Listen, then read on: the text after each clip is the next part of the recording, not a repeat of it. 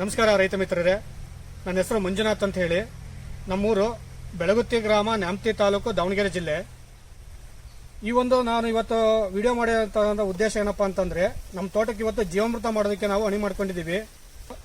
ಈ ಒಂದು ತೋಟದಲ್ಲಿ ನಾವು ಈ ಗಿಡ ಹಾಕ್ಬಿಟ್ಟು 4 ರಿಂದ 5ನೇ ವರ್ಷ ನಡೀತಾ ಇದೆ ಈಗ ತೋಟ ಬಂದು.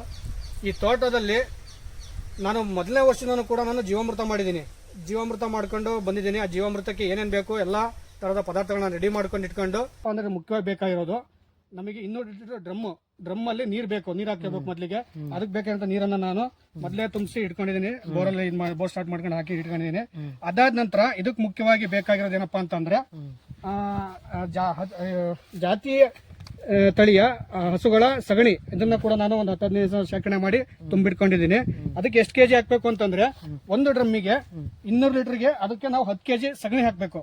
ಅದಾದ ನಂತರ ಇದು ತೊಗರಿ ಕಾಳು ಮತ್ತೆ ಅಲಸಂದೆ ಕಾಳು ಮಿಕ್ಸ್ ಮಾಡಿರ್ತಕ್ಕಂಥ ಒಂದು ಕಾಳಿನ ಪುಡಿ, ಇದನ್ನ ಮಿಷನ್ ಹಾಕ್ಸ್ಬಿಟ್ಟು ರೆಡಿ ಮಾಡಿ ಇಟ್ಕೊಂಡಿದ್ದೀನಿ. ಅದನ್ನ 2 ಕೆಜಿ ಹಾಕ್ಬೇಕು ಒಂದು ಡ್ರಮ್ಮಿಗೆ. ಅದಾದ ನಂತರ ಗೋತೆ, ಇದು ಒಂದು ನಮ್ಮ ದೇಸಿ ಹಸುವಿನ ಜಾತಿ ಆಕಳಿನ ಮೂತ್ರ, ಗೋಮೂತ್ರ ಇದು. ಅದನ್ನು ಕೂಡ ನಾವು ಒಂದು ಡ್ರಮ್ ತುಂಬಿಸಿಟ್ಕೊಂಡಿದ್ದೀವಿ 35 ಲೀಟರ್. ಒಂದು ಡ್ರಮ್ಮಿಗೆ 10 ಲೀಟರ್ ಅಷ್ಟು ನಾವು ಗೋಮೂತ್ರ ಹಾಕ್ಬೇಕು. ಅದಾದ ನಂತರ ನಾವು ಬೆಲ್ಲ, ಹುಳಿಯಾಗಿರೋಂಥ ಬೆಲ್ಲ, ಹಳೆ ಬೆಲ್ಲ, ಇದಕ್ಕೆ ಕಪ್ಪು ಬೆಲ್ಲ ಹಾಕ್ಬೋದು, ಮತ್ತೆ ಕಪ್ಪು ಬೆಲ್ಲ ಹಾಕ್ಬೋದು, ಮತ್ತೆ ಹುಳಿಯಾಗಿರ್ತಕ್ಕ ಬೆಲ್ಲ ತುಂಬಾ ವೇಸ್ಟ್ ಆಗಿರ್ತಲ್ಲ ಅಂಗಡಿಗಳಲ್ಲಿ, ಅದನ್ನ ತಂದು ಹಾಕ್ಬೋದು. ಅದು ತುಂಬಾ ಒಳ್ಳೆಯದು. ಒಂದು ಡ್ರಮ್ಮಿಗೆ 2 ಕೆಜಿ ಹಾಕ್ಬೇಕು.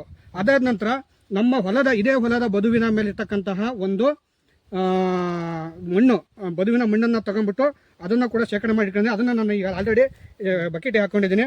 ಈ ಎಲ್ಲಾ ವಸ್ತು ಅಂಶಗಳನ್ನ, ಈ ವಸ್ತು ಪದಾರ್ಥಗಳನ್ನ ನಾನು ಒಂದು ಡ್ರಮ್ಮಿ ಹಾಕೊಂಡು ಅದರಲ್ಲಿ ನಾನು ಅದನ್ನ ಒಂದರ ಕಲರ್ ಬಿಟ್ಟು ಆಮೇಲೆ ಹಾಕ್ತೀನಿ. ಎಲ್ಲ ಮೆಲ್ಟ್ ಮಾಡ್ಬಿಟ್ಟು ಅದರ ನಂತರ ಹಾಕ್ತೀನಿ.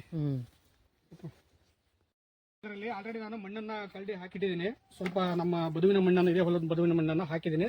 ಒಂದು 2-3 ಅಡಿ ಅಷ್ಟು, ಒಂದು 2-3 ಬಕ್ಸೆ ಅಷ್ಟು ಹಾಕಿಟ್ಟಿದ್ದೀನಿ. ಅದಾದ ನಂತರ ಇದಕ್ಕೆ ನಾನು ಹೇಳಿದ್ನಲ್ಲ ಪುಡಿ ಮಾಡಿರ್ತಕ್ಕಂಥ ಒಂದು ಹಿಟ್ಟನ್ನ, ಆ ಹಿಟ್ಟನ್ನ ಕೂಡ ನಾನು ಈಗ 2 ಕೆಜಿ ಅಷ್ಟು ಹಾಕ್ತೀನಿ. ಈಗ ಸುಮಾರು ಒಂದು 2 ಕೆಜಿ ಅಷ್ಟು ಹಿಟ್ಟನ್ನು ಹಾಕ್ತೀನಿ.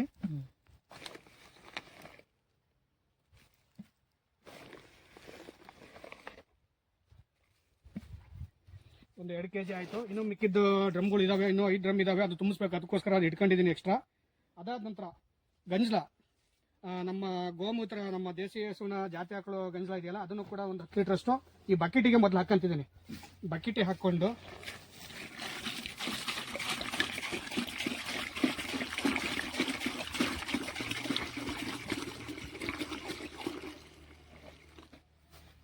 ಒಂದು 10 ಲೀಟರ್ ಅಷ್ಟು ಗಂಜಲ ಹಾಕೊಂಡಿದ್ದೀನಿ. ಗೋಮೂತ್ರ ಆದ ತಕ್ಷಣ ಸಗಣಿ, ಒಂದು 10 ಕೆಜಿ ಅಷ್ಟು ಸಗಣಿನ ಅದೇ ಬಕೆಟಿಗೆ ನಾನು ಹಾಕ್ತಿದ್ದೀನಿ. ಈಗ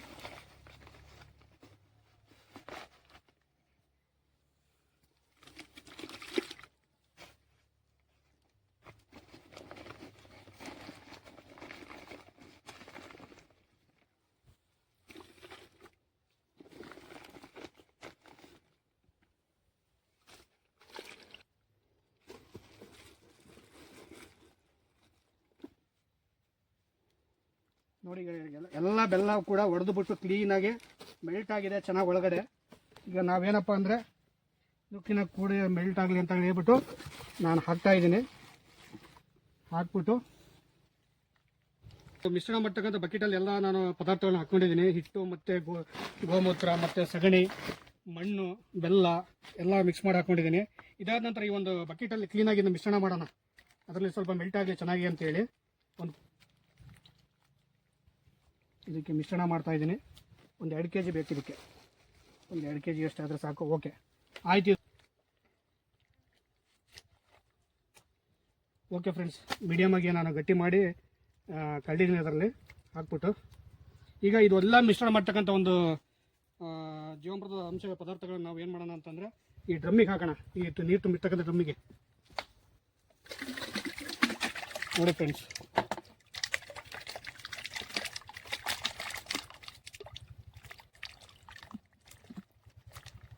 ಸ್ವಲ್ಪ ನೀರು ಜಾಸ್ತಿ ಆಯಿತು. ಆದಷ್ಟು ನೀವು ನೀರನ್ನು ಕಮ್ಮಿ ಹಾಕ್ಕೊಳ್ಳಿ, ಯಾಕಂದರೆ ನೀರು ಚೆಲ್ಲುತ್ತೆ.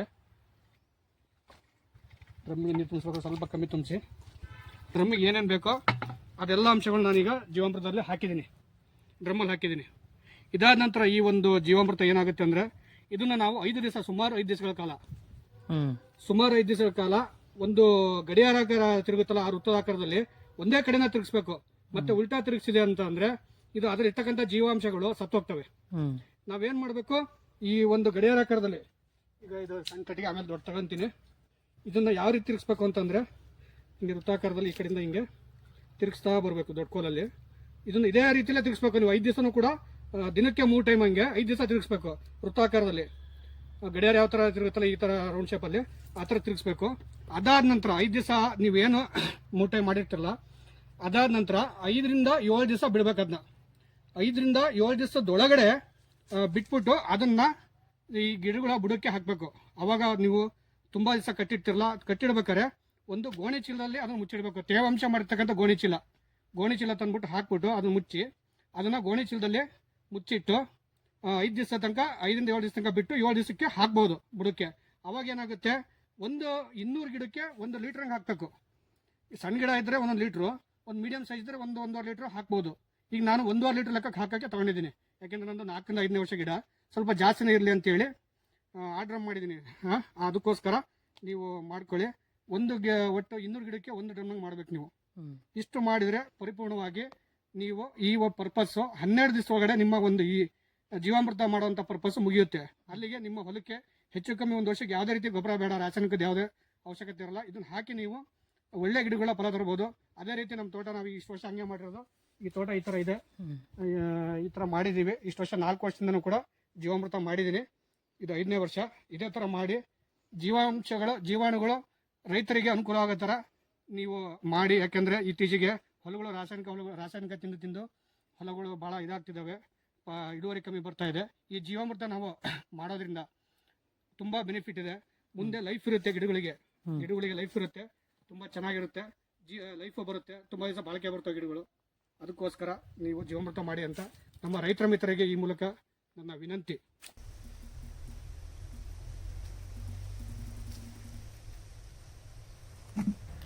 ನೋಡಿ ರೈತರ ಮಿತ್ರರೇ, ನಾವು ಈ ಹಿಂದೆ ಮಾಡಿರಂಗೆ ನಾನು ಕಲಿಸ್ಬಿಟ್ಟು 5 ದಿವಸ ಬೆಳಗ್ಗೆ ಮಧ್ಯಾಹ್ನ ಸಂಜೆ ಕಲಿಸಿದ ಕೇಳಿದ್ನಲ್ಲ, ಒಟ್ಟು 5 ರಿಂದ 6 ದಿವಸ ಕಲಿಸಿದ್ದೀನಿ. ಈಗ 5 ರಿಂದ 6 ದಿವಸ ಕಲಿಸ್ಬಿಟ್ಟು ಅದ ನಂತರ ಒಂದು 6 ದಿವಸ ಬಿಟ್ಟಿದ್ದೀನಿ. ಈಗ 6 ದಿವಸ ಹೆಂಗೆ ಇದನ್ನು ಕಲಿಸ್ದಂಗೆ ಇದನ್ನು ಗೋಣಿ ಚೀಲದಲ್ಲಿ ಮುಚ್ಚಿಬಿಟ್ಟು ಮೇಲೆ ಗರಿ ಹಾಕಿದ್ದೀನಿ. ಅದರ ನಂತರ ಗೋಣಿ ಚೀಲ ಹಾಕಿಬಿಟ್ಟು ನೆನೆ ಹಾಕ್ಬಿಟ್ಟು ನಾನು ಡ್ರಮ್ ತುಂಬಿಸಿದ್ದೆ, ಹಾಗೆ ಬಿಟ್ಟಿದ್ದೀನಿ. 7 ದಿವಸ ತನಕ ಕೊಳ್ತಿದೆ. ಈ ಜೀವಾಮೃತ ಏನು ಮಾಡಬೇಕು ಅಂತ ಮಾಡಿದ್ನಲ್ಲ, ಇದು 7 ದಿವಸ ಕೊಳ್ತಿದೆ. ನೋಡಿ ಈ ಥರ ಆಗಿದೆ ಜೀವಾಮೃತ, ಈ ಥರ ಬಂದಿದೆ ನೋಡಿರಿ. ಇದರೆಲ್ಲ ಅಂಶಗಳು ಇವೆಲ್ಲ ಕ್ಲೀನಾಗಿ ಜೀವಾಣುಗಳು ಉತ್ಪತ್ತಿ ಆಗಿದ್ದಾವೆ. ಇದನ್ನು ನಾವೀಗ ನಾವು ನೆಕ್ಸ್ಟ್ ಇವತ್ತಿಂದ ನಾವೇನು ಮಾಡ್ತಿದ್ದೀವಿ, ಇವತ್ತು 6 ದಿವಸ ಆಯ್ತು. ಈಗ 6 ದಿವಸದಿಂದ ನಾವು ಏನು ಕಲಿಸಿಬಿಟ್ಟಿದ್ವಲ್ಲ, ಅದಾದ ನಂತರ 6 ದಿವಸ ಹಾಗೆ ಬಿಟ್ಟಿದ್ದೆ ಮುಚ್ಚಿಬಿಟ್ಟು. ಇವತ್ತು ನಾನು ಓಪನ್ ಮಾಡಿ ಅದನ್ನು ಗಿಡಗಳಿಗೆ ಹಾಕೋಕ್ಕೆ ಜೀವಾಮೃತನ ರೆಡಿ ಆಗಿದೆ. ಅದನ್ನು ಹಾಕೋಕ್ಕೆ ಈಗ ನಾವು ರೆಡಿ ಆಗೋಣ.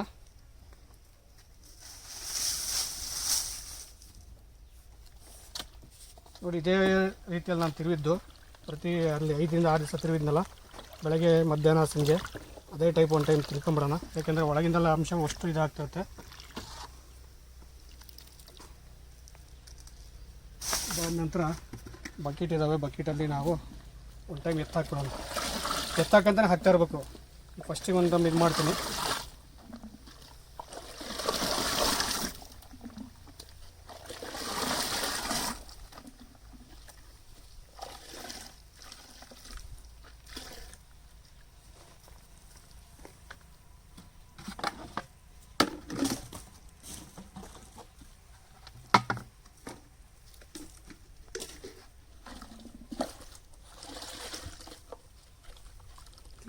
ಈ ಥರ ಇದು ಮಾಡ್ತಾಯಿದ್ದೀವಿ. ಇದನ್ನು ನಾವೇನು ಮಾಡ್ತೀವಿ ಅಂತಂದರೆ, ಈಗ ಗಿಡಕ್ಕೆ 1-1.5 ಲೀಟ್ರಷ್ಟು ಗಿಡಕ್ಕೆ ಹಾಕ್ತಾ ಹೋಗ್ತೀವಿ. ನೋಡಿ ಈ ಗಿಡಕ್ಕೆ ನಾನು ಹಾಕ್ತಾಯಿದ್ದೀನಿ. ಈಗ ಸುತ್ತ ಬುಡ ಬಿಟ್ಟು ಸುತ್ತ, ಯಾಕಂದರೆ ಬೇರು ಹರಡಿರುತ್ತೆ, ಅದಕ್ಕೆ ಬಡ್ಡಿ ಹಾಕೋದ್ರಿಂದ ಏನು ಯೂಸ್ ಆಗೋಲ್ಲ. ಸುತ್ತಕ್ಕೆ ಹಾಕಬೇಕು. 1-1.5 ಲೀಟ್ರಷ್ಟು ಹಾಕ್ತಾಯಿದ್ದೀನಿ ಒಂದು ಗಿಡಕ್ಕೆ.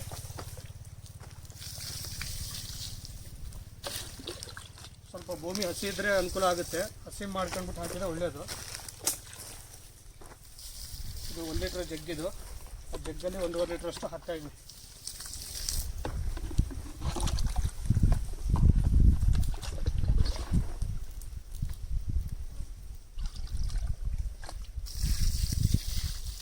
ಸುತ್ತ ಹಾಕಬೇಕು. ಸುತ್ತ ಹಾಕಿದರೆ ಎಲ್ಲ ಬೇರುಗಳು ತಗೊಳ್ತವೆ. ಅದಕ್ಕೆ ಒಳ್ಳೆ ಆಹಾರ ಇದು. ನೋಡಿ ಫ್ರೆಂಡ್ಸ್, ಈ ಥರ ನಾನು ರೈತ ಮಿತ್ರರೇ ನೋಡಿ, ಆದಷ್ಟು ಜೀವಾಮೃತನ ಬಳಸಿ. ಯಾಕೆಂದರೆ ಗಿಡಗಳ ಬಾಳಿಕೆ ತಳಿಕೆಗಾಗಿ ಮತ್ತು ಮಣ್ಣಿನ ಫಲವತ್ತತೆಗಾಗಿ ಜೀವಾಮೃತ ಬಳಸಿ ಅಂತ ಹೇಳ್ತಾ ನಿಮಗೆ ಈ ಮೂಲಕ ಧನ್ಯವಾದ ತಿಳಿಸ್ತಾ ಇದ್ದೀನಿ. ಧನ್ಯವಾದಗಳು ರೈತ ಮಿತ್ರರೇ.